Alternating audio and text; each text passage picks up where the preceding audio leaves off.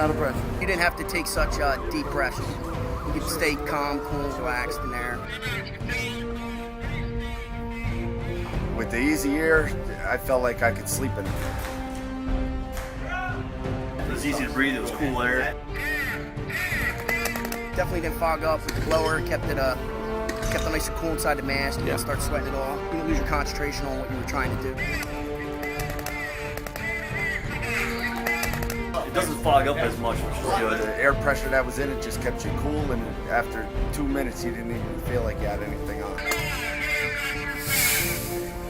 It was nice. Nice cool air.